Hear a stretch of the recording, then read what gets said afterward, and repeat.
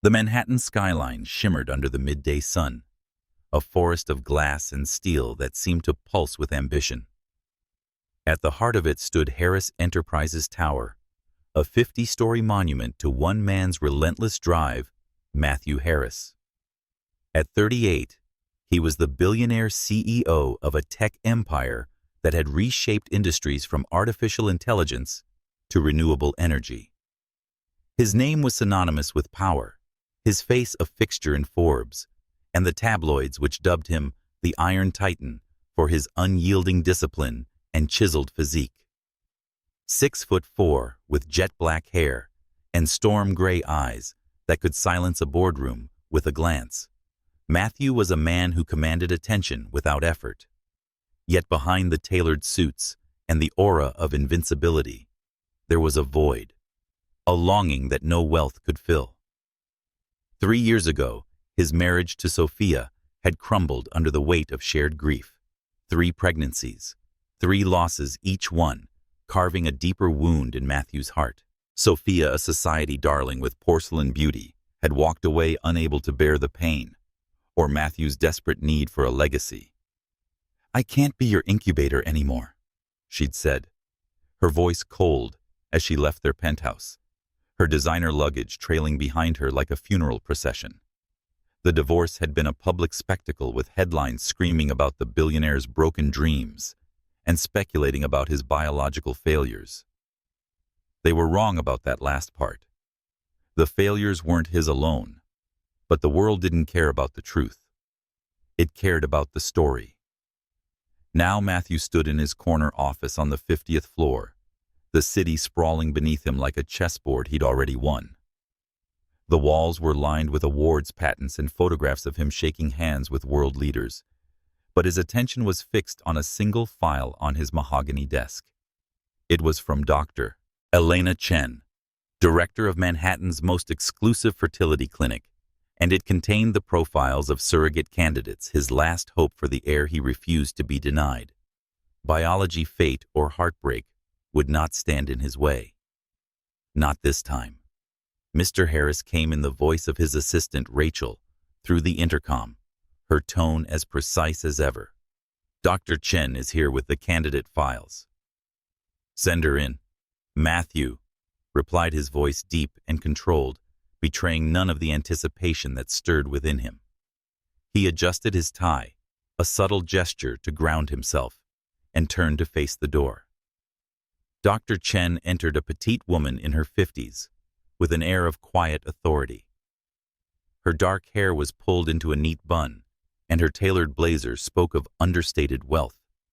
She carried a leather portfolio, which she placed on the desk with a practiced ease.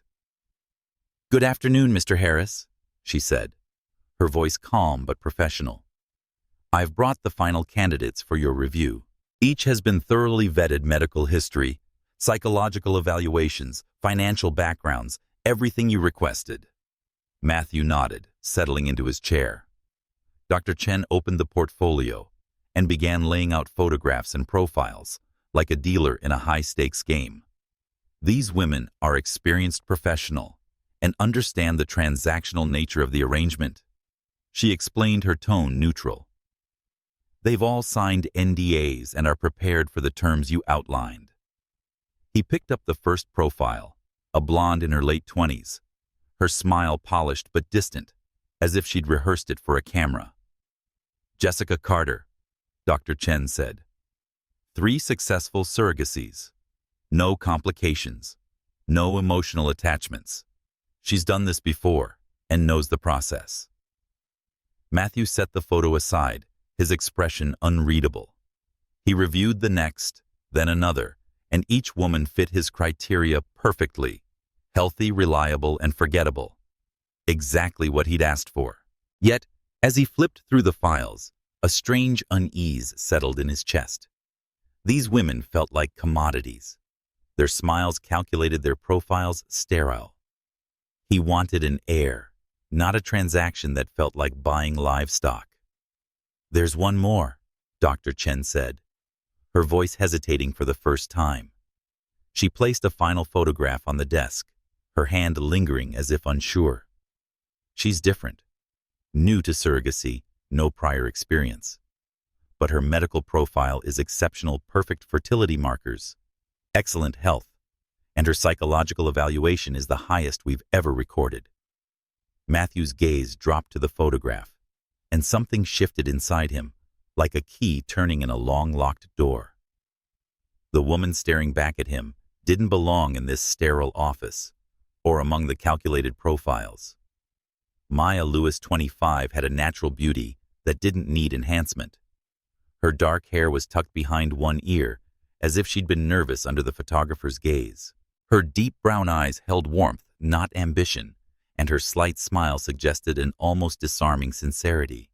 She wasn't posing for power or money. She was herself. Maya Lewis, Dr. Chen continued, sensing his interest. He has a bachelor's degree in early childhood education and is currently a preschool teacher in Queens.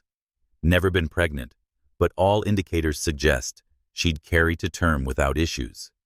She's motivated by personal reasons. Her mother has multiple sclerosis, and the treatments aren't covered by insurance. Matthew's grip on the photograph tightened slightly. Why surrogacy? He asked, his voice rougher than he intended. Love, not money, Dr. Chen replied. She wants to help her mother, and this is the most viable way to afford the experimental treatments. But she requested minimal contact with the intended parent. She wants to keep this strictly professional. Professional. The word felt wrong, like a misstep in a carefully choreographed dance. Matthew studied Maya's face, her eyes holding a quiet strength that contrasted with the vulnerability in her posture. She looked like someone who believed in fairy tales, despite living in a world that crushed them. Someone who cried at sad movies, who saved stray cats, who carried hope like a fragile flame in a storm. She was everything his world had tried to destroy in him. Set up a meeting, he said, his voice carrying the authority that had built his empire. Tomorrow, 2:00 p.m. Dr. Chen hesitated. Mr. Harris, as I mentioned, Miss Lewis prefers. Set it up, he repeated, his tone leaving no room for argument. I'll handle it personally. After Dr. Chen left, Matthew stared at Maya's photograph longer than necessary. Something about her, those warm eyes, that unguarded smile, stirred a curiosity he hadn't felt in years. He was used to reading people like balance sheets, predicting their moves, exploiting their weaknesses.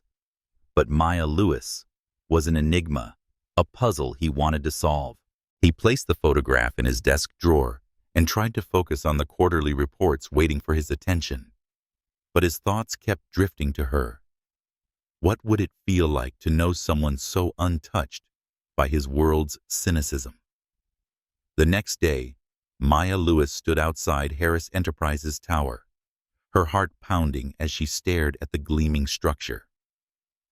50 stories of glass and steel loomed like a dragon's lair. Matthew Harris's name etched in marble at the base, as if he owned the sky. She'd spent the previous night researching him, falling down a rabbit hole of articles and interviews that painted him as brilliant, ruthless, and untouchable. The Iron Titan. They called him a man who could topple markets with a phone call or charm a room with a glance. His photographs were the worst part.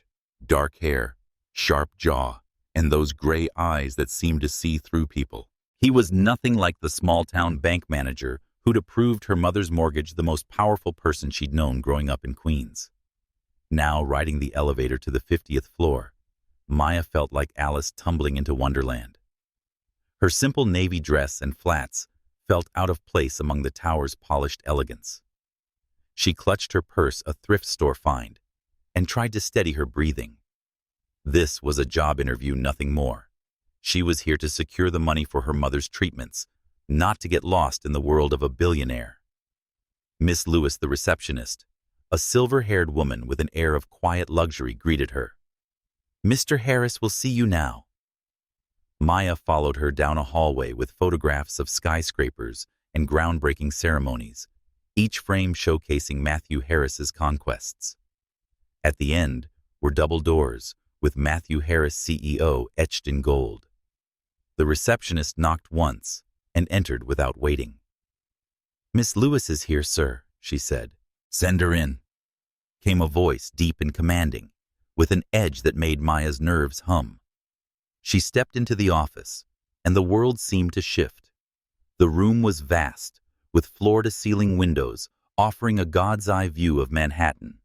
A massive desk, carved from a single piece of dark wood, dominated the space, radiating power. Matthew Harris stood, and Maya forgot how to breathe. He was taller than she'd expected, his charcoal suit tailored to perfection, emphasizing broad shoulders and a physique that spoke of discipline, not vanity. His dark hair had a slight tousle, as if he'd run his hands through it, and his gray eyes locked onto hers with an intensity that made her feel like prey. But it wasn't just his appearance. The energy he exuded, a controlled power that filled the room and made her acutely aware that she was alone with one of the most formidable men in the city. He said Miss Lewis moved around the desk with a predator's grace. "Thank you for coming, Mr. Harris," she replied, her voice steadier than she felt as she shook his hand. His grip was warm, calloused, and sent a jolt through her that she couldn't explain. "Thank you for meeting me. Please sit." He gestured to a chair, and Maya noticed how his suit jacket stretched across his chest, a detail she immediately wished she hadn't. "Can I offer you anything?" "Water, coffee." "Water would be nice," she said, grateful for something to focus on, besides the way his presence seemed to bend the air around her. Maya tried to ground herself as he poured water from a crystal pitcher. This was business. The fact that Matthew Harris looked like he'd stepped out of a myth was irrelevant. The fact that his gaze made her feel seen in a way she'd never experienced was definitely irrelevant. She was here for her mother, for the experimental treatments that could give her a chance at a better life. Nothing else mattered. Matthew Harris arranged the apartment for Maya Lewis on a quiet street in the Upper East Side, apart from the noisy Queens neighborhood she knew so well. Cream-colored walls, polished walnut furniture, and large windows overlooking Central Park made Maya feel like she was living in a dream that didn't belong to her. She stood by the window, arms wrapped around herself, her gaze drifting over the lush treetops bathed in sunset light. The contract was signed, and the ink had been dry since yesterday, but her heart raced when she thought of meeting with Matthew. That man with his storm-gray eyes and a voice that resonated like a promise left her with a feeling she couldn't quite name, a mix of curiosity, fear, and something dangerously alluring. Maya tried to focus on her purpose. The money from the contract would cover her mother's treatments, who battled multiple sclerosis day by day. Each time she thought of her mother, her trembling hands struggling to hold a glass of water, or her weak but loving smile, a fire of determination blazed in Maya's chest. She wasn't here to fantasize about a billionaire or get lost in his glamorous world. She was here to save her mother, to bring hope to the woman who had sacrificed everything for her. But why did she see Matthew's gaze whenever she closed her eyes, as if he could see straight through to her soul? In his office, Matthew sat at his desk, the computer screen's glow illuminating his sharp features. A thick financial report lay before him, but his thoughts wandered to Maya Lewis. She was different, unlike anyone he'd ever met. The other candidates in Dr. Chen's files carried polished confidence, their eyes gleaming with ambition or calculation. But Maya, she had a sincerity that unsettled him. Her smile wasn't meant to seduce. It was like a slightly ajar door, revealing a strong and fragile soul. He wondered how someone like her, with a heart so full of love for her mother, would fare in his world, a world of schemes, power, and scars from the past. Matthew picked up a small, worn book from his desk, one he'd found in the living room of Maya's assigned apartment. It was a collection of Langston Hughes poetry, its pages filled with handwritten notes in blue ink, the handwriting soft, yet resolute. My mother read this to me when I was little. I read a note in the margin of the poem, Dreams. Matthew skimmed it, a strange feeling stirring within him, as if he were touching a part of Maya she hadn't meant to reveal. He pictured her in a small Queens apartment, listening to her mother read poetry, her eyes alight with dreams that life's hardships hadn't yet extinguished. He set the book down, his hand unconsciously tightening. Why did a stranger make him feel this way? The next day, Maya received a text from Matthew, brief but commanding. The apartment is fully equipped. If you need anything, tell Mrs. Carter, my housekeeper. M.H. She stared at the message, a flicker of irritation rising. What did he think she needed? A feather bed or a glass of expensive wine? She wasn't here to indulge in luxury, but to fulfill a deal. Yet when she opened the fridge and found a plate of homemade cookies with a note from Mrs. Carter. Welcome, Maya. A kind-eyed older woman. A warmth crept into her heart. Maybe she thought this place wasn't as cold as she'd feared. One evening, as moonlight streamed through the window, Maya sat on the sofa, clutching her Langston Hughes poetry book. She didn't know when it had disappeared from her bag, and its absence left her restless. That book wasn't just a keepsake. It was a piece of her mother, of the long nights they spent together before illness stole her strength. Maya stood and stepped onto the small balcony, where she'd planted a few pots of flowers from a Queen's market. The petunias swayed gently in the breeze, and she smiled, thinking of the little garden her mother once tended. But a cold gust swept through, and she felt lonelier than ever. She was in a world that wasn't hers, and the man behind it all, Matthew Harris, was a puzzle she wasn't sure she wanted to solve. Meanwhile, Matthew couldn't stop thinking about Maya. He'd tried to keep his distance, respecting her request for a professional relationship. But every time he thought of her, he was pulled into an unfamiliar whirlwind of emotions. He'd built an empire on control, predicting and manipulating every situation. But Maya wasn't a business deal or an adversary. She was a woman with a vast heart, and that both drew him in and terrified him. He opened his desk drawer, pulling out her poetry book, and reread the note about her mother. A bold idea sparked. He wanted to know more about her, not through files or Dr. Chen's reports, but through the things she cherished. The next day, a small package arrived at Maya's apartment. Inside was an old Ella Fitzgerald vinyl with a handwritten note. I thought you'd like this. M.H. Maya stared at the gift, her heart pounding. How did he know she loved jazz? She placed the record on the antique player in the living room, and tears welled in her eyes as the smooth notes of summertime filled the air. This was the lullaby her mother sang to her as a child during sweltering Queen summers, when they lay on an old rug and dreamed of a better future. Matthew's gift wasn't just a record, a thread of connection, an invitation to step into his world, if only a little. Maya sat clutching the record, her heart in turmoil. She'd wanted to keep things simple, just a contract, a transaction. But Matthew, with this small gesture, had shaken the walls she'd built. She wondered, did he truly care? Or was this just a power play? And if he did care, how would she face it when her heart was beginning to stir? For a man she knew she shouldn't dream of. Matthew stood by the window in his office, gazing at the city's glittering lights. He didn't know why he'd sent the gift.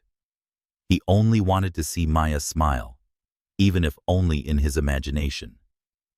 He told himself it was a courteous gesture to make her comfortable in her role. But deep down, he knew the truth. Maya Lewis was becoming more than a contract, and he wasn't sure he could control the tidal wave of emotions rising in his heart. The Manhattan sky churned with fury, dark clouds swirling like a painter's angry strokes. Rain lashed against the floor-to-ceiling windows of the Upper East Side apartment, where Maya Lewis now lived, each droplet a reminder of the storm raging outside and within her. She stood by the glass, her fingers pressed against the cool surface, watching lightning fracture the night. Storms had always unsettled her, a childhood fear rooted in a memory of her father leaving on a night like this, his silhouette vanishing into the rain as her mother wept. The thunder tonight was relentless, shaking the building's steel frame, and Maya felt her heart mirror its chaos. She was here in this luxurious cage, bound by a contract to carry a child for Matthew Harris, a man whose presence lingered in her thoughts like an uninvited guest. The apartment was silent, save for the storm's roar, the stillness amplifying her unease. The vinyl record of Ella Fitzgerald, a gift from Matthew, lay on the coffee table, its sleeve worn but cherished. She hadn't played it since that first night, afraid of what the music stirred in her, a longing she couldn't afford. The contract was clear. This was a transaction, a means to save her mother's health. Yet every interaction with Matthew chipped away at her resolve. His handwritten note, his unexpected kindness, the way his gray eyes seemed to see her not just the role she was meant to play, it was dangerous.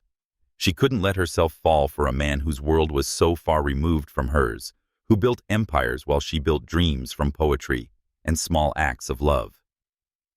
Across the city in the penthouse atop Harris Enterprises Tower, Matthew stood in his private study, a glass of scotch untouched in his hand. The storm had knocked out power in half the financial district, forcing him to abandon his office early. He could have stayed and worked through the backup generator's hum, but something drew him home. Or rather, someone. Maya. Her name alone was enough to unsettle him, to unravel the control he'd spent years perfecting. He thought of the poetry book he'd found her mother's words scribbled in the margins, and the vinyl he'd sent her. He hadn't planned to get involved to care, but every thought of her was a spark igniting a fire he didn't know how to contain. He set the glass down and moved to the window, watching the city flicker under the storm's assault. He wondered if Maya was awake, if she was standing by her own window feeling the same restless energy. The thought of her alone in that apartment, surrounded by his wealth, but not his presence, gnawed at him. He'd respected her request for distance, kept their interactions brief and professional. But tonight, with the storm tearing through Manhattan, he felt an urge to break that boundary, see her, and know her beyond their agreement's confines. Back at the apartment, Maya wrapped her arms around herself, trying to quell the rising panic as thunder crashed again. She hated this fear, this childish weakness that made her feel small in a world already too big. She moved to the couch, pulling a blanket over her shoulders, when the footsteps in the hallway made her freeze. The door opened, and there stood Matthew, his dark hair damp from the rain, his white shirt clinging to his broad frame, sleeves rolled up to reveal forearms corded with strength. He looked less like the untouchable CEO, and more like a man caught in the same storm that haunted her. "You're home," Maya said, her voice betraying surprise and relief. She regretted the words instantly. They sounded too intimate, too domestic for the space they were meant to keep between them. Matthew replied that the storm had shut down half the district, his tone softer than she had expected. He stepped into the room, filling the space like the thunder outside. "I decided to ride it out here. Are you okay? You look shaken." Maya hesitated, her pride warring with the vulnerability the storm had unearthed. "I don't like storms," she admitted, her voice barely above a whisper. "They've always scared me ever since I was a kid." Matthew's eyes softened, and he moved closer, stopping a few feet away as if sensing her need for space. "Tell me about it," he said, his voice low, inviting her to share more than she'd intended. She looked away, her fingers twisting the edge of the blanket. "It's silly, really. My father left during a storm like this. I was 7, watching from the window as he walked away. My mother was crying, and the thunder. It felt like the world was breaking apart." She laughed, a brittle sound. "I know it's irrational, but every storm feels like that night. It's not irrational, Matthew said, his voice carrying a weight that made her look up. Trauma doesn't follow logic. It clings to you, shapes you in ways you don't always see. He paused as if weighing his following words. After my divorce, I spent years in therapy trying to understand why I couldn't let go of the pain. The losses. They weren't just about the babies we never held. They were about who I thought I was supposed to be. Maya's breath caught. She hadn't expected this Matthew Harris, the Iron Titan, admitting to something so raw, so human. What did you lose? She asked, her curiosity overriding her caution. He moved to stand beside her, close enough that she could smell the rain on him, mixed with a hint of cedarwood cologne. I lost the idea that I could control everything, he said. I built an empire and moved markets, but couldn't save the one thing that mattered most. My marriage fell apart because I thought money and willpower could fix anything. I was wrong. The confession hung between them, heavy and electric, like the air before lightning strikes. Maya felt her walls crumbling, the distance she'd fought to maintain dissolving under the weight of his honesty. My mother used to say that the things we can't control teach us who we really are, she said softly. She's sick now, and I can't fix her, but I can fight for her. That's why I'm here. Matthew's gaze locked onto hers, his eyes searching, as if trying to unravel the layers of her soul. He said, "You're not like anyone I've ever met," his voice rough with an emotion she couldn't name. "You're doing this for love, not for yourself. That's rare." The thunder roared again, and Maya flinched, her hands tightening on the blanket. Without thinking, Matthew stepped closer, his hand hovering near her shoulder, not touching, but offering comfort. "You're safe here," he said. "This building can withstand anything, and so can you." She looked up at him, her heart pounding not just from the storm, but from the intensity of his presence. "I don't feel strong right now," she whispered.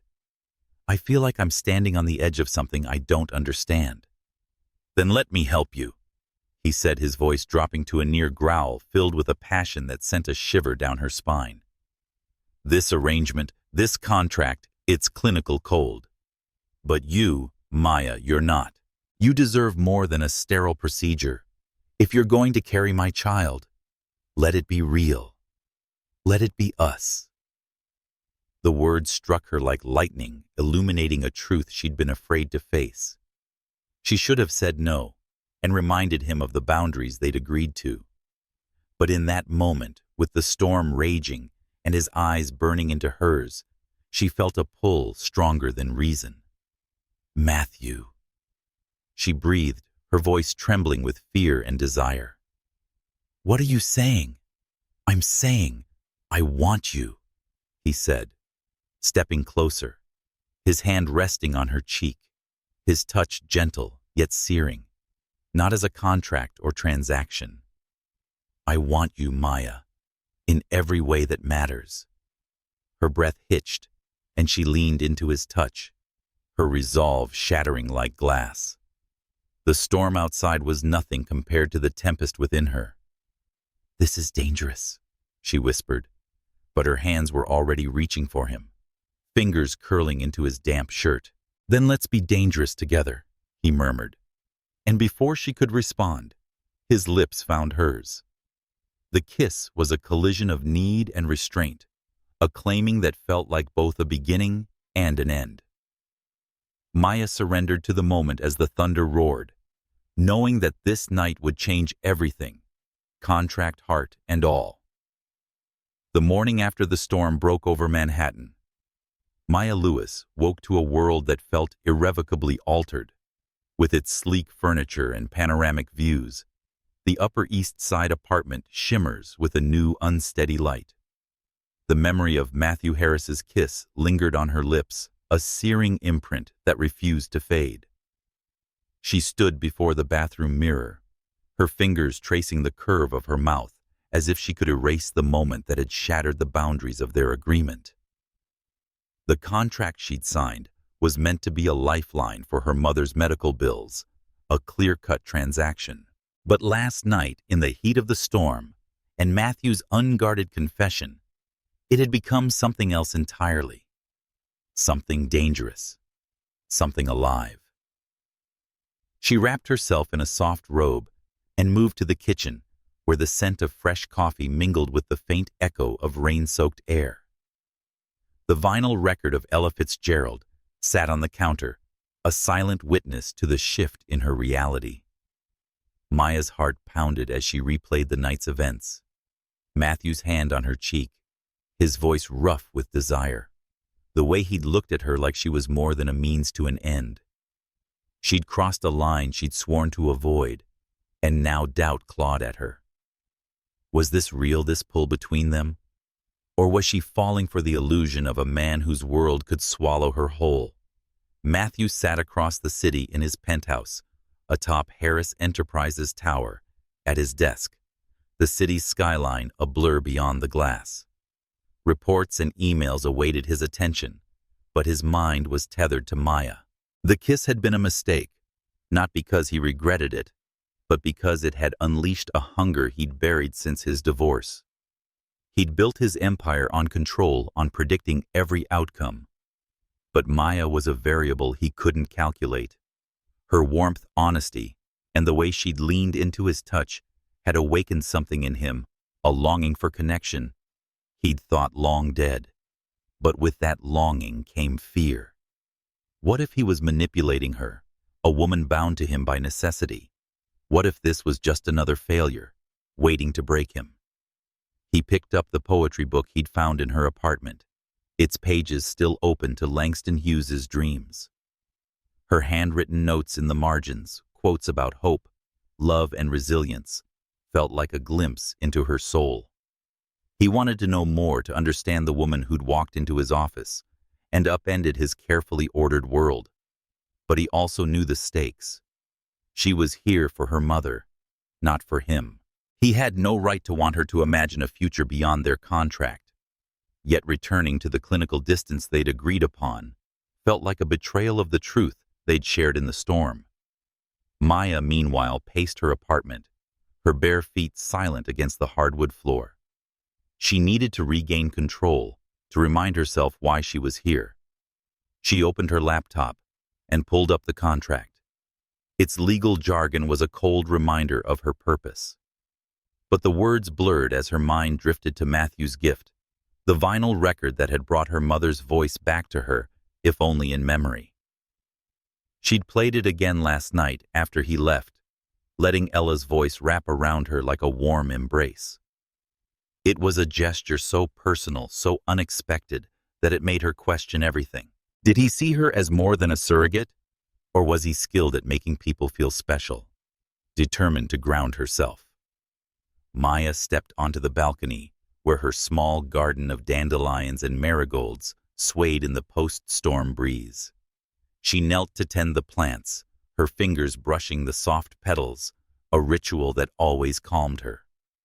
This was who she was, a woman who found joy in small things, who carried her mother's love in every choice she made. She couldn't afford to lose herself in Matthew's world, no matter how his touch had made her feel alive. But as she worked, a memory surfaced, her mother's voice, reading poetry under a flickering porch light, promising her that love was worth the risk. Could she trust that now, with a man like Matthew? In his penthouse, Matthew made a decision. He couldn't let the night pass unacknowledged, but he couldn't push Maya further than she was ready to go. He needed to show her he cared, not as a billionaire wielding power, but as a man who saw her. He called his assistant Rachel and instructed her to find something specific, a rare pressing of a jazz album, not Ella this time, but Billie Holiday, whose soulful voice he'd learned Maya admired from a passing comment she'd made. He included a note, handwritten on simple stationery, for the quiet moments. M.H. It was a risk, a step toward her, but he hoped it would show her he was listening and wanted to know her beyond the contract. When the package arrived at Maya's apartment that afternoon, She stared at it, her heart tangled with emotions. The Billie Holiday album was a treasure. Its cover was faded but pristine, and it was a relic of a time when music carried stories of pain and hope. She read Matthew's note, her fingers trembling. It was the second time he'd entered her world, offering something that spoke to her heart. She wanted to be angry, to see it as a manipulation, but the gesture felt too genuine, too attuned to who she was. She played the record, and tears welled in her eyes as God Bless the Child filled the room. She saw her mother's face, heard her laughter, and felt the weight of her choices pressing down. That evening, Maya sat at the kitchen counter, the contract open before her, its terms starkly contrasting to the music still playing softly. She knew she should call Dr. Chen, recommit to the clinical procedure, and restore the boundaries she'd let crumble. But her heart rebelled. Matthew wasn't just the CEO of Harris Enterprises. He was a man who'd shared his pain and kissed her with a desperation that mirrored her own. She closed the contract and picked up her phone, hesitating before typing a message. "Thank you for the album. It means more than you know." She hit send before she could second-guess herself, her pulse racing like she'd just leapt off a cliff. Matthew was in a board meeting when his phone buzzed, Maya's message lighting up the screen. He excused himself, stepping into the hallway, his heart pounding with a hope he hadn't felt in years. Her words were simple, but they were a bridge, a sign she wasn't shutting him out. He typed a reply. "I'm glad. Can we talk? Not about the contract, about us." He sent it, then leaned against the wall, the weight of his own vulnerability catching him off guard. He'd spent years building walls, but Maya was tearing them down one quiet gesture at a time. As night fell, Maya stood on her balcony, the city lights sparkling below.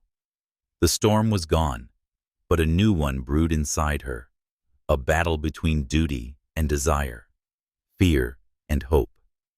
She thought of her mother, the poetry that had carried them through hard times, and Matthew, a man who saw her in ways she hadn't expected. The contract remained, reminding her why she'd started this journey. But now, there was something more, a possibility she was afraid to name, yet couldn't turn away. As Billie's voice sang of love and loss, Maya knew one thing: whatever came next, she and Matthew were no longer just a transaction. They were a story unfolding in ways neither could control. The Manhattan air was crisp, carrying the first hints of autumn. As Maya Lewis stepped out of her Upper East Side apartment, her breath visible in the early morning chill. The city buzzed with its usual rhythm, but a storm of emotions churned inside her. The night with Matthew Harris had changed everything, blurring the lines of their contract with a passion she hadn't anticipated. His latest gift, a Billie Holiday album, sat on her nightstand like a talisman, its soulful notes echoing in her heart. She clutched her coat tighter, heading to a nearby cafe to clear her mind.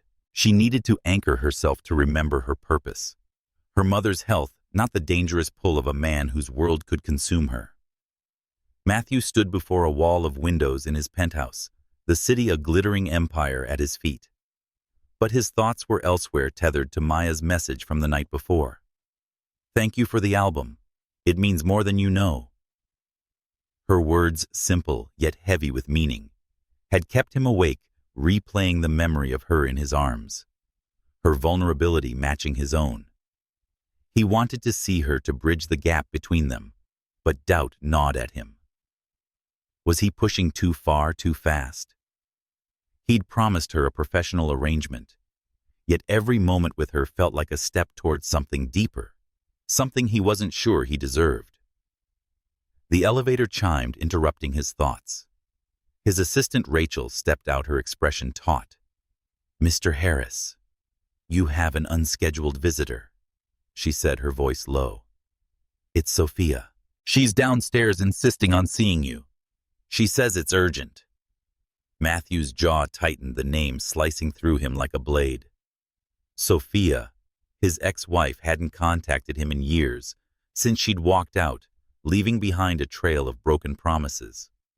"What does she want?" he asked. His tone clipped. "She wouldn't say," Rachel replied.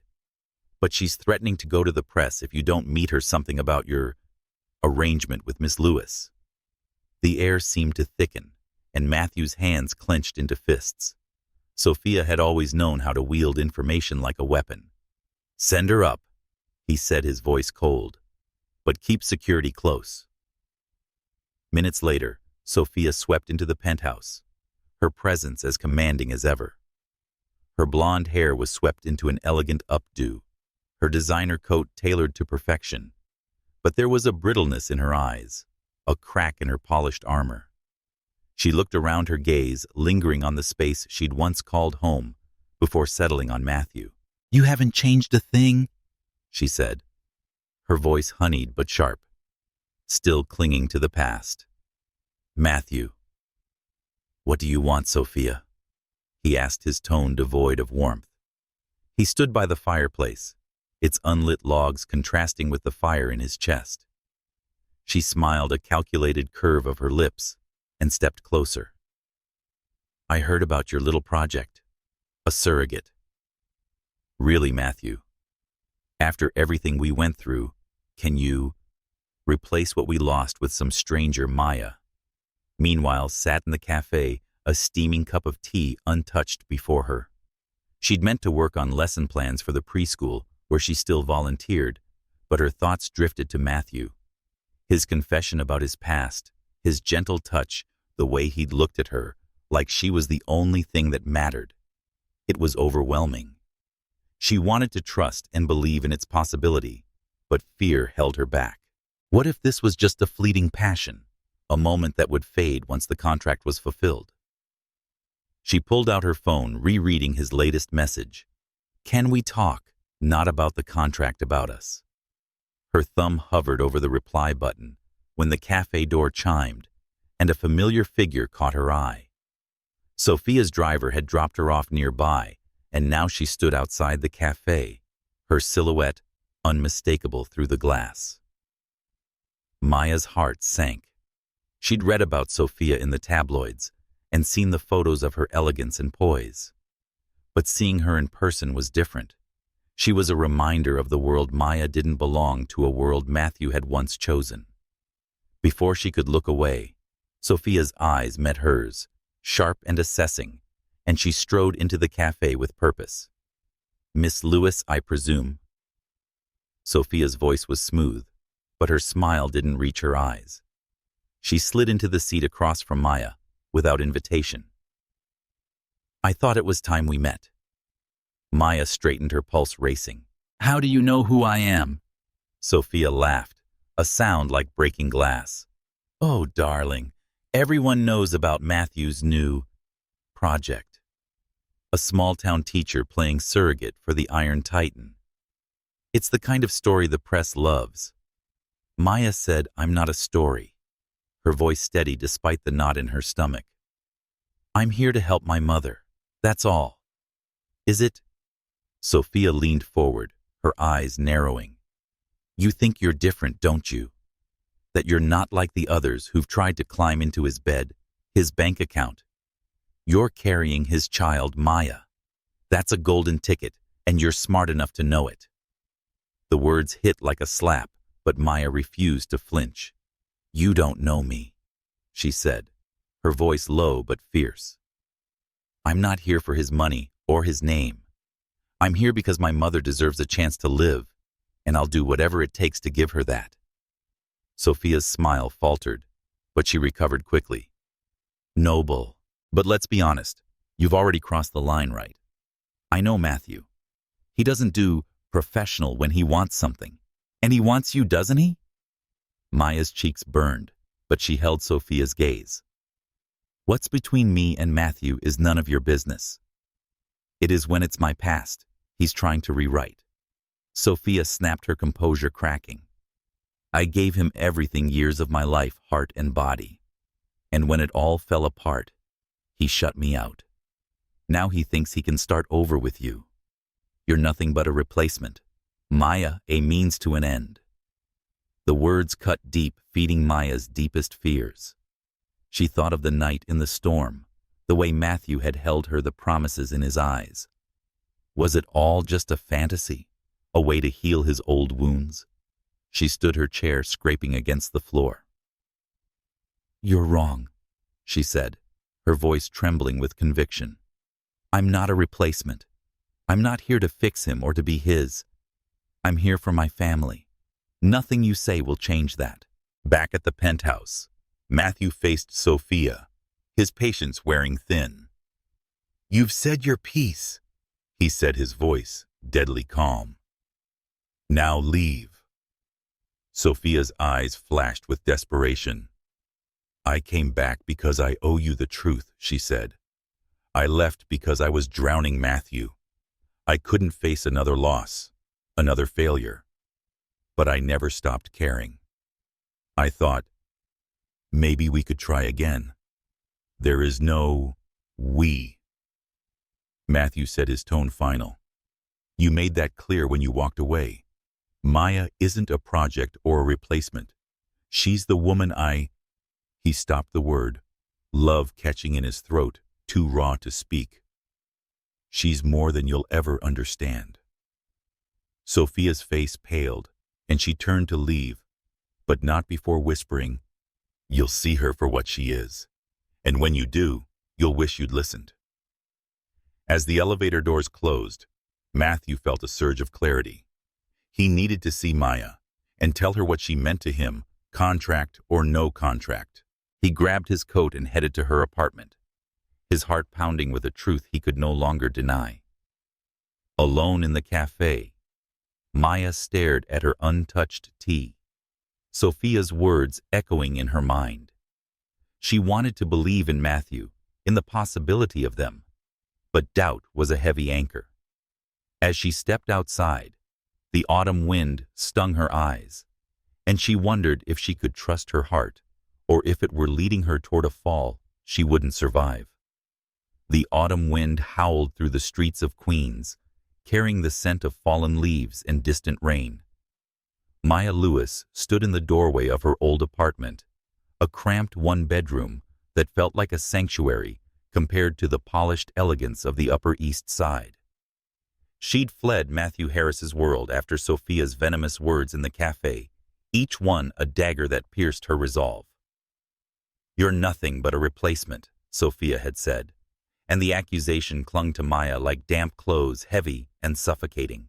She'd packed a small bag and left the luxury apartment without a word, needing space to untangle the emotions tying her to Matthew. Was what they shared real, or was she just a piece in his puzzle, a way to mend his broken past? Inside the apartment was a time capsule of her life before the contract.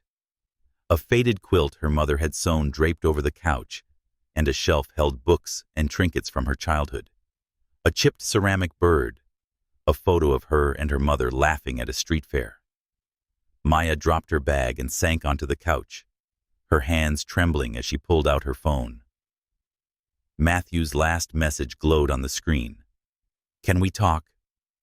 Not about the contract, about us." She hadn't replied, couldn't find the words to bridge the chasm between her heart and her fear. She needed to be here in her own space, where she could remember who she was without the weight of his world pressing down. In Manhattan, Matthew stood in his penthouse, the silence deafening. The city sparkled below, but its beauty felt hollow without Maya. He'd gone to her apartment after Sophia's visit, only to find it empty, the Billie Holiday record still on the turntable, its needle resting in silence. Panic had gripped him, a sensation so foreign it left him reeling. He'd built an empire on certainty, but Maya's absence was a void his power couldn't fill. He called her, texted her, each unanswered attempt tightening the knot in his chest. Had he pushed her too far? Had Sophia's words poisoned what was growing between them? He paced the penthouse, his footsteps echoing off marble floors. The memory of their night together haunted him, her warmth, courage, and how she'd trusted him despite her fears. He'd meant every word, every touch, but now doubt crept in. Was he asking too much of her? A woman who'd entered his life out of necessity, not choice. He stopped at the window, his reflection staring back, a man controlling everything except what he wanted most. He needed to find her not to demand answers, but to prove she wasn't just a means to an end. Maya, meanwhile, threw herself into routine to quiet her racing thoughts. She visited her mother at the hospital, helped with laundry at the community center, and even taught a preschool art class, guiding tiny hands through finger painting. Each task grounded her, reminded her of her purpose. But alone in her apartment, she couldn't escape Matthew's shadow at night. She hummed Billie Holiday's melodies, her fingers tracing the edges of the poetry book he'd returned to her. She missed him, not the billionaire, but the man who'd listened to her fears in the storm and sent her music that spoke to her soul. Yet Sophia's words lingered, sowing seeds of doubt. Was she falling for a fantasy, a man who saw her as a solution to his pain? Days passed, and Maya's absence carved a deeper wound in Matthew. He hired private investigators and called in favors from contacts across the city, but she'd vanished into the urban sprawl. His board meetings suffered, his focus fractured. Whispers circulated among his staff, rumors that the Iron Titan was unraveling. Rachel, his assistant, watched him with concern, noting the shadows under his eyes, the way he clutched his phone as if it held his salvation. "Sir," she said one morning, her voice cautious, "you need to eat. You haven't slept in days." "I'll sleep when I find her." Matthew snapped, then softened, running a hand through his hair. "I'm sorry, Rachel. I can't lose her." Rachel hesitated, then spoke. "I saw her file, sir. She's not the kind to disappear without reason. Maybe she needs time, not a search party." Her words stung, but they rang true. Matthew sank into his chair, the weight of his own actions pressing down. He'd let his desire override her boundaries, let his need for her cloud his judgment. He needed to show her he cared, not as a man chasing control, but as one willing to wait to earn her trust. He opened his desk drawer, pulling out a small notebook. Inside, he began to write a letter, not a contract, pouring out the truths he hadn't dared to speak. Maya, meanwhile, found solace in a new project, a community garden at the preschool. She spent hours digging in the dirt, planting seeds that would bloom come spring. The work was grounding, a reminder of her roots, but it also brought clarity. She wasn't running from Matthew. She was running from herself, from the fear of losing who she was in the shadow of his world. One afternoon, as she watered the seedlings, a co-worker, Lena, sat beside her. "You've been quiet lately," Lena said, her voice gentle. "Something's weighing on you." Maya hesitated, then let the truth spill out. Not about the contract, but about Matthew, the night that had changed her and Sophia's accusations. Lena listened, her eyes kind but sharp. "Sounds like you're scared of what you feel," she said. "But Maya, love isn't about losing yourself. It's about finding someone who sees you, really sees you." "Does he?" The question lingered as Maya returned home, her heart heavy with uncertainty. She opened her apartment door to find a package waiting, a simple envelope, no return address. Inside was a letter, Matthew's handwriting bold yet careful. "Maya," it began. "I don't know where you are, but I hope these words find you well.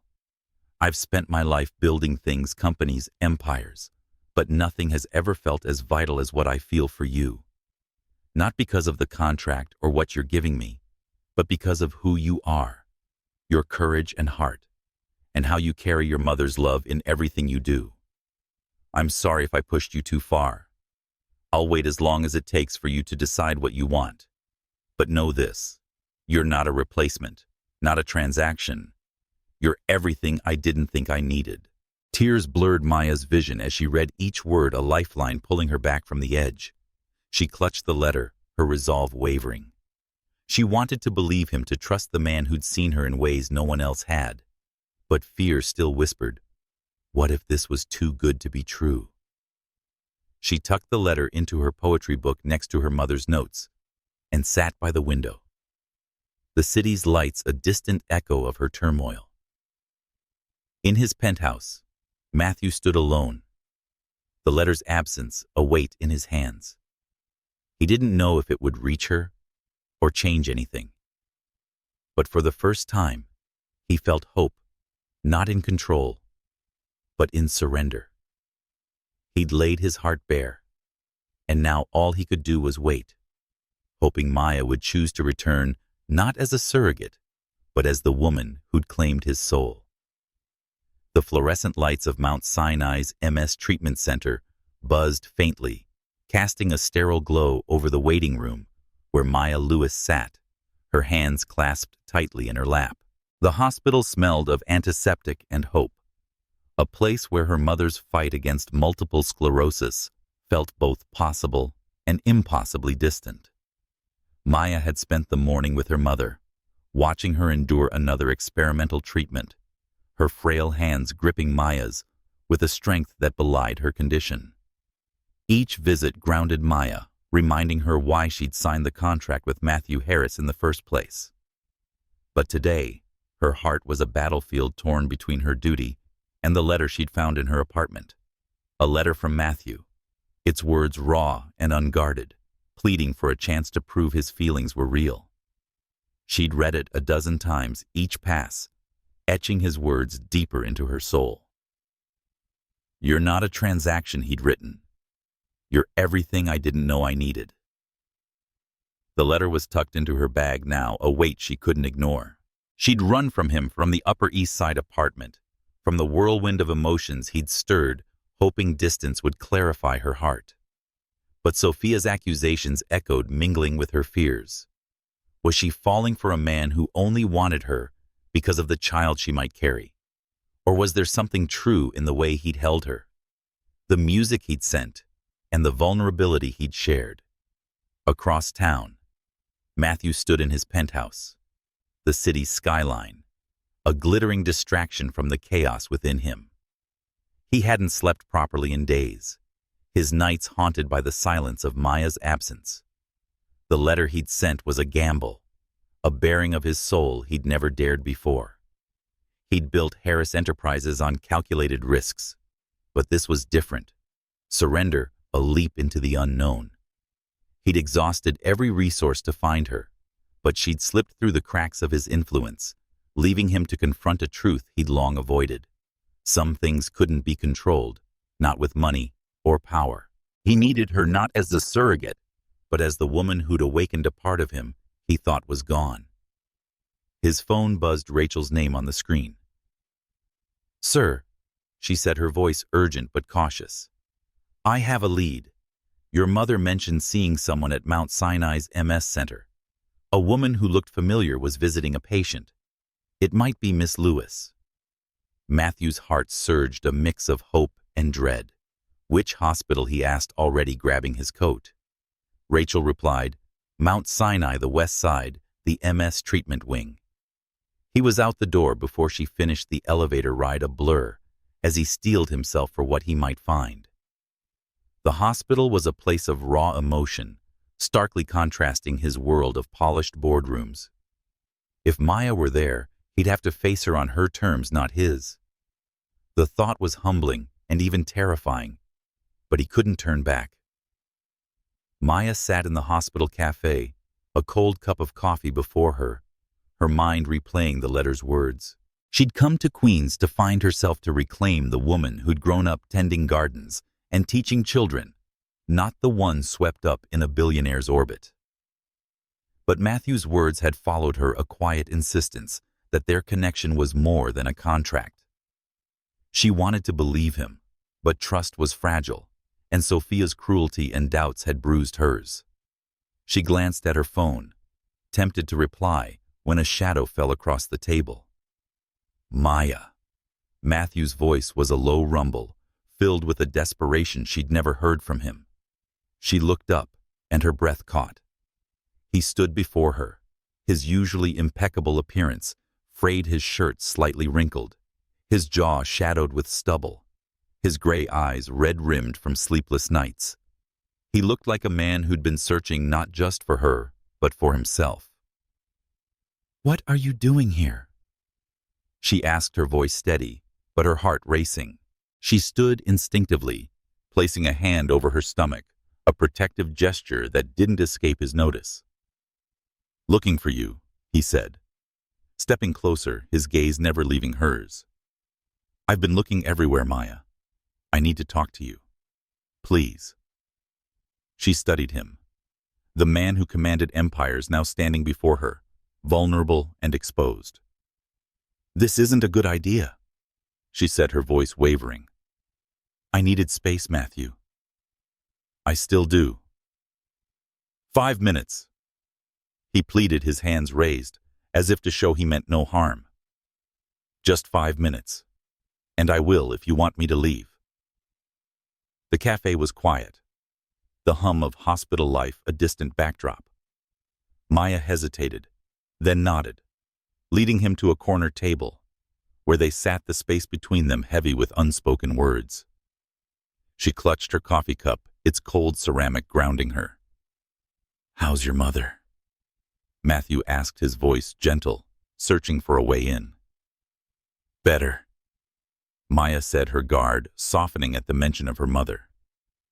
"The new treatment is helping." She smiled. Today really smiled, for the first time in months. Matthew's eyes softened, a flicker of relief crossing his face. "I've set up a fund for her care," he said. "Whatever she needs for as long as she needs it. It's not charity, Maya. It's what family does." "We're not family," she said, her voice sharp, though her heart ached at the word. "This is a contract, Matthew. That's all it was supposed to be." "Is that all it is to you?" he asked, leaning forward, his voice low and urgent. "Because it stopped being just a contract for me the moment I saw you, Maya. The moment you told me about your mother. The storms that scare you, and the poetry you carry like a shield. I wrote that letter because I needed you to know you're not a means to an end. You're the end." Her throat tightened, tears threatening to spill.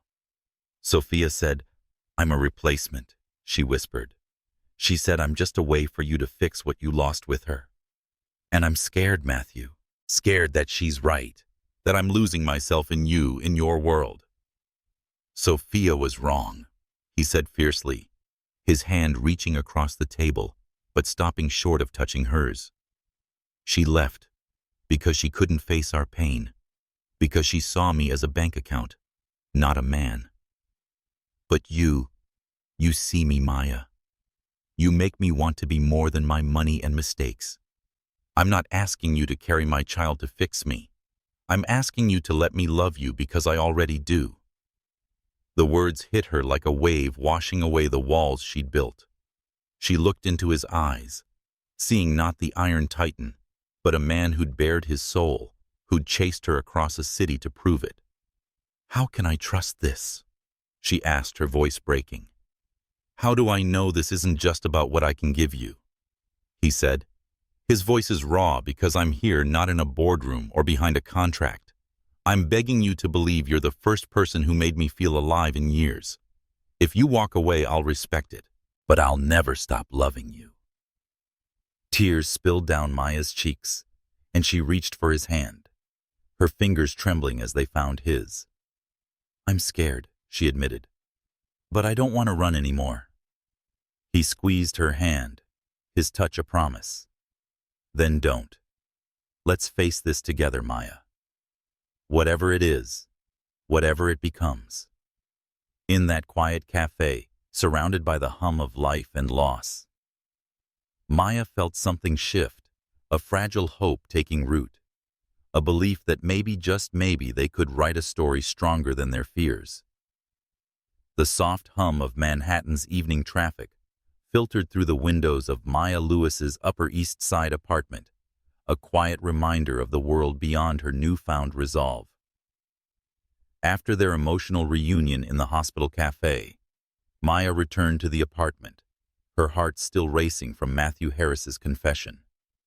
His words, "I'll never stop loving you," echoed in her mind, a beacon in the fog of her doubts. She stood on the balcony, her fingers brushing the petals of her marigolds, their vibrant blooms a stark contrast to the city's steel and glass. The contract that had brought her here felt like a distant memory overshadowed by the fragile burgeoning connection she and Matthew were building. But could she trust it? Could she fully enter his world without losing the woman she'd fought to remain? Matthew sat at his desk in his penthouse, the city's lights casting long shadows across the room. The chaos of Maya's absence had settled, replaced by a cautious hope. Their conversation at the hospital had been a turning point, a moment where he'd seen not just her strength, but her fear of losing herself, of being consumed by his world. He'd promised to wait to let her set the pace, but the urge to protect and pull her close was overwhelming. He opened his laptop not to check reports, but to research a scholarship program for underprivileged children inspired by Maya's passion for education. He wanted to show her he could be part of her world, not just invite her into his. Maya, meanwhile, returned to her volunteer work at the preschool in Queens, determined to hold on to her roots. The children's laughter as they painted murals filled her with a joy that no penthouse could match. But Matthew's presence lingered in her thoughts, the way he'd knelt before her in the cafe, his hand warm against hers, his eyes promising a future she hadn't dared to imagine.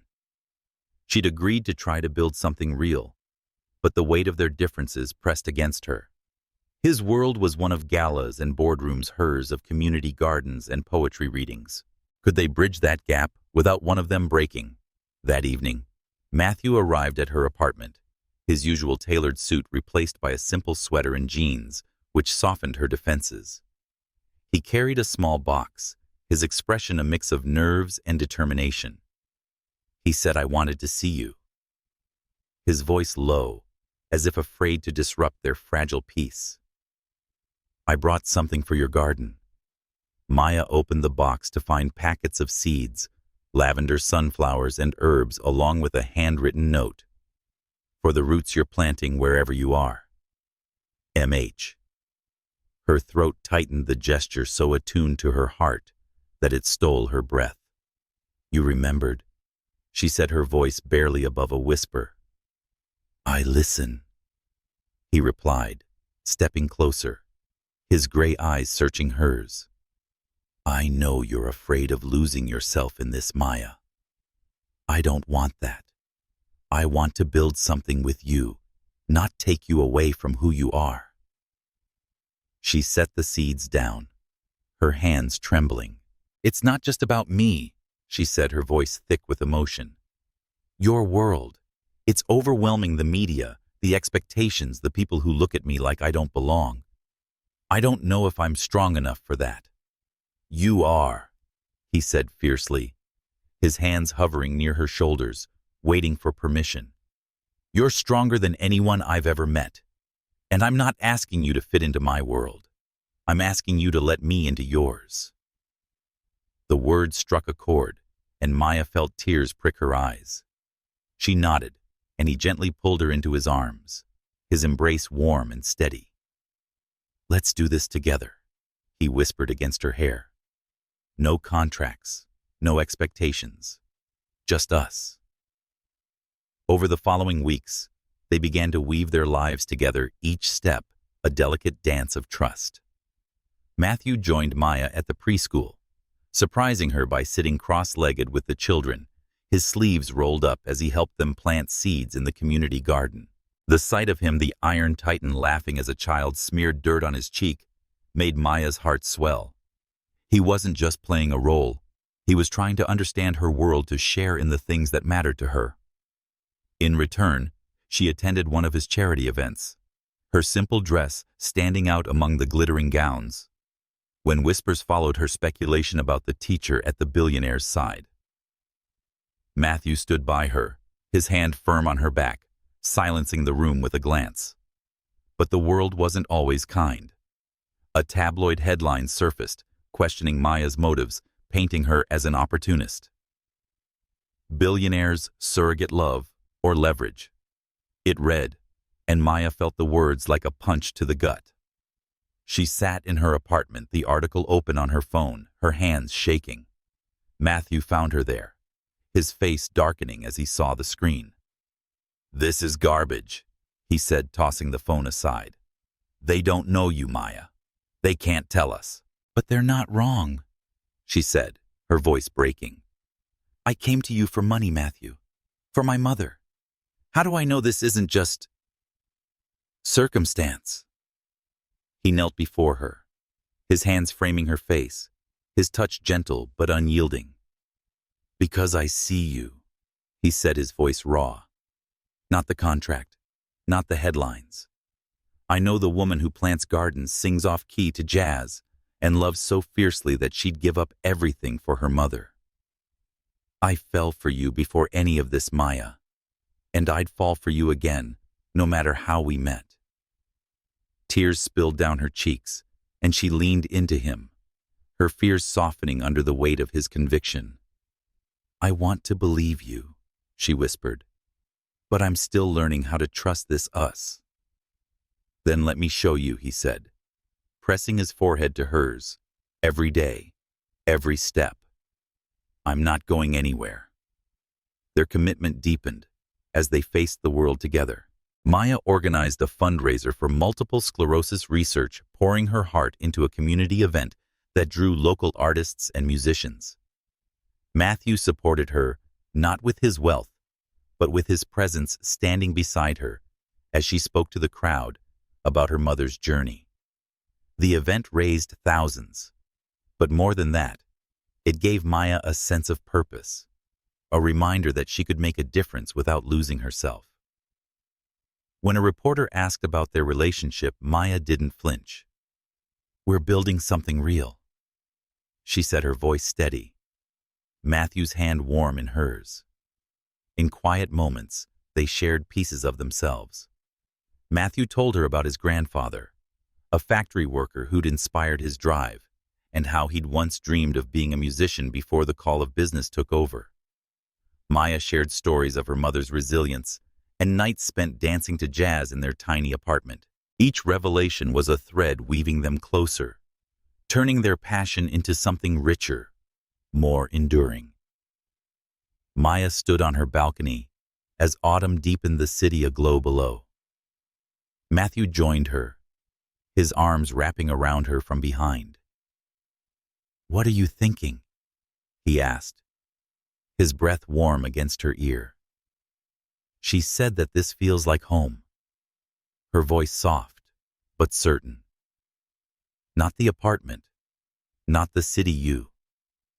He turned her to face him, his eyes shining with a love that needed no words. "You're my home too, Maya," he said. And at that moment, they knew they were no longer bound by a contract, but by a promise to redefine love together, against all odds. The Brooklyn air was thick with the scent of blooming jasmine, a warm breeze rustling the leaves of the community garden, where Maya Lewis stood, her heart a symphony of anticipation and peace. The garden tucked behind the preschool where she volunteered was transformed for the day. Strings of fairy lights draped over wooden trellises, wildflowers woven into arches, and a small crowd of family and friends gathered on mismatched chairs. Maya wore a simple ivory dress, its soft fabric flowing over the gentle curve of her belly. Now 6 months along with the child she and Matthew Harris had created in a moment of unguarded passion. The dress was unpretentious, chosen not for grandeur, but for how it made her feel like herself, rooted in the earth she'd always loved. Matthew stood at the makeshift altar, his broad frame softened by a linen suit, his gray eyes fixed on the path where Maya would soon appear. He'd insisted on Brooklyn for the wedding, not his sprawling Hamptons estate or a Manhattan ballroom. This was her place, her heart's home, and he wanted their vows to echo in the soil where she'd planted her dreams, and the past months had been a journey of trust, of learning to love without losing themselves. They'd faced whispers from his world, skeptical glances at Gala's tabloid headlines questioning their bond, but each challenge had only strengthened their resolve. Today was a promise not to the world, but to each other. Frail but radiant, Maya's mother sat in the front row, her wheelchair adorned with daisies. Her smile was a beacon, a reminder of why Maya had entered Matthew's life. The experimental treatments funded by Matthew's quiet generosity had given her mother months of renewed strength, and her presence here felt like a miracle. Maya's co-worker and confidant Lena stood nearby, her eyes misty as she adjusted the wildflower crown on Maya's head. "You're glowing," Lena whispered, squeezing her hand. "Not just because of the baby, because of him." Maya's breath caught as she stepped onto the path, her bare feet brushing the grass. The small crowd hushed, and a single violin began to play its notes, weaving through the air like a love song. Matthew's gaze found hers, and the world narrowed to just the two. His face, usually so composed, was alight with a joy that made her heart ache. She walked toward him, each step surrendering to the love she'd fought to trust, which had grown from a contract into something sacred. At the altar, Matthew took her hands, his touch steady but trembling with emotion. "Maya," he began, his voice low and fervent. "I spent years building an empire thinking it would define me. But you showed me what living, loving, and being whole means. I promise to stand by you, fight for us, and be the man you deserve, not just today, but every day." Tears welled in Maya's eyes as she spoke, her voice clear, despite the lump in her throat. "Matthew, you saw me when I felt invisible. You gave me the courage to trust, dream, and love without fear. I promise to be your partner, share in every joy and storm, and build a life that's ours." The officiant, a local pastor who'd known Maya since childhood, smiled warmly as they exchanged rings. Matthew's was a simple band engraved with a line from Langston Hughes' Hold, "Fast to Dreams." Maya's was a delicate solitaire, its stone sourced from Matthew's trip to Africa, symbolizing a journey that had led him to her. As they kissed, the crowd erupted in applause, but Maya heard only the beat of his heart against hers, a rhythm that promised forever. 3 months later, the first snow dusted Manhattan, quieting the city. Maya lay in a hospital room, her body weary but alive with anticipation. The labor had been long, intense, a marathon of pain and hope. Matthew never left her side, his hand gripping hers, his voice a steady anchor through each contraction. "You're doing this, Maya," he whispered, his eyes shining with awe. "You're incredible." When their daughter's cry pierced the air raw and fierce, Maya felt a surge of love so overwhelming it stole her breath. The nurse placed the baby in her arms, a tiny bundle, with a shock of dark hair and eyes that seemed to hold the world's secrets. Matthew leaned in his face, a mask of wonder, tears streaming unchecked down his cheeks. "She's perfect," he said, his voice breaking. "You both are." They named her Ella after Ella Fitzgerald, whose music had woven through their story like a thread. As Maya cradled Ella, her tiny fingers curling around her own, she felt a completeness she'd never known. Matthew's hand rested on her shoulder, his touch a silent vow. He said, "I didn't think I could love like this," his voice raw. "Not just her, but you. You've given me everything." Maya looked up at him, her eyes misty. "We gave this to each other," she said, her voice soft but certain. "This is us." The hospital room was a cocoon shielding them from the world outside. But the world was waiting, and it wasn't always kind. News of their daughter's birth spread quickly, and with it came renewed scrutiny. A tabloid headline called, "Ella the heir to Harris Enterprises," reducing her to a legacy before she'd taken her first steps. Maya read it on her phone, her heart sinking. "They don't see her," she said, her voice trembling. "They don't see us." Matthew took the phone, his jaw tight. "Let them write what they want," he said, pulling her close. "They can't touch what we have. Ella isn't an heir. She's our daughter, and we'll protect her from all of it." Their first night home was a blur of new parent chaos, diapers, feedings, and the soft weight of Ella in their arms. Matthew, usually commanding, fumbled with a bottle, laughing, when Ella's tiny hand swatted it away. Maya watched him, her heart swelling at the sight of this man once so untouchable, now utterly devoted to their daughter. "You're a natural," she teased, her voice warm. "I'm learning," he said, his eyes meeting hers. "From you. From her." As they settled Ella into her crib, a simple wooden one they'd chosen together, Maya felt the weight of their journey. The contract that had brought them together was a distant memory, replaced by a love that had weathered storms, doubts, and the world's judgment. She leaned against Matthew, his arm wrapping around her, and they stood in silence, watching Ella's chest rise and fall. "This is our legacy," Maya whispered, her voice thick with emotion. "Not your empire, not the headlines. This us, her, what we're building." Matthew kissed her forehead, his lips lingering. "You're right," he said. "This is everything." Outside, the snow fell, blanketing the city in a hush that felt like a blessing. Maya and Matthew stood together, their daughter's soft breaths, a melody that drowned out the world. They'd faced the odds, whispers, and fears, and emerged stronger, bound not by obligation, but by a love that had rewritten their story. As they held each other, the future stretched before them, uncertain but bright, a canvas for a family forged in the heart of a city that never slept. 5 years had passed since the night Maya Lewis and Matthew Harris stood together in a Brooklyn garden, vowing to build a life from the ashes of a contract. The Manhattan skyline still glittered, but its sharp edges had softened in their eyes, no longer a symbol of ambition, but a backdrop to the family they'd created.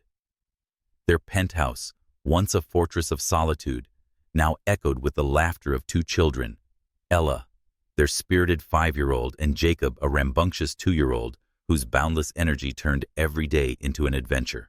Maya stood on the terrace, the city's lights twinkling below like stars, her heart full as she watched Ella chase Jacob through the indoor garden they'd built together, a small oasis of green in their urban world. Matthew joined her, his presence as steady as ever, though time had etched faint lines around his gray eyes, a testament to years of laughter and love. He wore a simple sweater. His days of tailored suits were reserved for boardrooms, not home. "They're relentless," he said, a smile tugging at his lips as Jacob tripped over a toy truck and giggled undeterred, just like their mother. Maya laughed, leaning into him, her head resting against his chest. "Or their father," she countered, her voice warm. "You're the one who taught Ella how to negotiate bedtime like a CEO." Their life hadn't been without challenges. The world had watched their story unfold, some with admiration, others with skepticism. Tabloids had spun tales of their unconventional beginning. Still, Maya and Matthew had learned to let the noise fade, focusing on the quiet moments that defined them. Ella's first steps in the community garden. Jacob's first word, "Mama," the nights they'd spent reading poetry to their children. Langston Hughes's words mingling with their own. They'd built a family, not on wealth or power, but on a love that had grown through storms and triumphs. Inside the penthouse was a blend of their worlds. Maya's touch was everywhere. Potted plants lined the windows. A shelf held her mother's old records, and a mural, painted by the preschool children, adorned one wall. Matthew's influence was subtler, but present. A sleek piano, where he played jazz for the kids, a framed sketch of the Brooklyn garden where they'd married. Their home was a testament to their partnership, a balance of roots and dreams. Today, though, was special. Maya had been planning a surprise that carried the weight of their shared journey. She'd founded the Maya Lewis Foundation for Healthcare Access, a nonprofit dedicated to helping families afford medical treatments inspired by her mother's battle with multiple sclerosis. The foundation had grown funding clinics and scholarships, and today was its first major gala, a celebration of hope and resilience. Maya hadn't told Matthew the full extent of it, wanting to surprise him with the impact of their shared vision. As the sun set, they arrived at a Brooklyn venue, a restored warehouse adorned with fairy lights and wildflowers, echoing their wedding day. Maya wore a flowing dress, its simplicity a quiet rebellion against the glitz of Manhattan's elite. Matthew, at her side, looked at her with the same awe he'd had in the garden years ago. "He said you've been secretive about this," his voice teasing but curious. "What are you up to?" "You'll see," she replied, her eyes sparkling with anticipation. Inside the room buzzed with community leaders, doctors, and families the foundation had helped. Lena, Maya's friend from the preschool, greeted them, her smile wide. "You've outdone yourself, Maya," she said, hugging her. "This is bigger than you let on." The gala began with speeches from families whose lives had been touched by the foundation. A mother who'd received treatment for cancer, a child who'd gotten a scholarship to a science camp. Maya stood at the podium, her voice steady but thick with emotion. "This foundation isn't just about medicine," she said, her eyes finding Matthew's in the crowd. "It's about love, allowing people to fight for their families, as I fought for mine. I couldn't have done this without the man who believed in me, who showed me that love can build something more substantial than any empire." The room erupted in applause, but Matthew's gaze held hers, his eyes glistening. He hadn't known the foundation bore her name, or realized the depth of her commitment to turning their story into a legacy for others. As she stepped down, he pulled her into his arms, his voice rough with pride. "You're incredible," he whispered. "I don't deserve you." "Yes, you do," she said, her hand resting on his chest. "We deserve each other." The evening unfolded with music and laughter, Ella twirling in a tiny dress, Jacob clinging to Matthew's leg. Maya's mother, now stronger, thanks to ongoing treatments, sat with them, her laughter mingling with the children's. It was a moment of completeness, a reminder of how far they'd come. But as the night wore on, Maya felt a pang of vulnerability. The foundation was her heart laid bare, a risk that exposed her to the world's judgment. What if it wasn't enough? What if she couldn't live up to the hope she'd sparked? Matthew sensed her unease, pulling her aside to a quiet corner. "What's wrong?" he asked, his hands framing her face, his touch grounding as ever. "I'm scared," she admitted, her voice trembling. "This foundation, it's everything I believe in. But what if it fails? What if I let these families down?" He shook his head, his eyes fierce with conviction. "You won't," he said. "You've already changed lives, Maya. Not just theirs, but mine. You took a man who thought he'd lost everything and gave him a reason to live. If you can do that, you can do anything." Tears spilled down her cheeks, and she laughed through them, the sound raw and honest. "How do you always know what to say?" "Because I know you," he said, pressing his forehead to hers. "And I love you more every day." Hand in hand, they returned to the gala as a jazz band played a soft rendition of Billie Holiday's "God Bless the Child." Ella tugged at Maya's dress, demanding a dance, and soon the three of them, Matthew, Maya, and Ella, were swaying together, Jacob giggling in Matthew's arms. The crowd watched, some with envy, others with warmth, but Maya and Matthew were lost in their own world, a family forged from the ashes of doubt. As the night ended, They stood on the venue's rooftop, the city sprawling beneath them.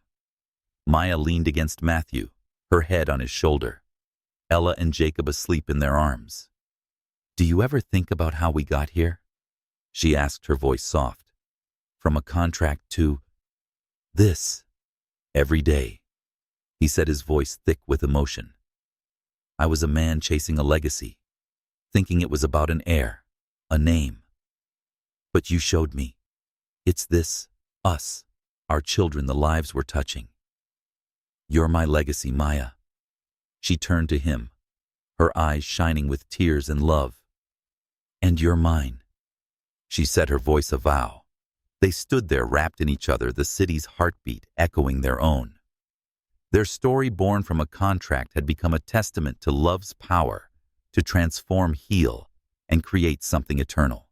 As the stars blinked above Maya and Matthew, knew they'd built more than a family.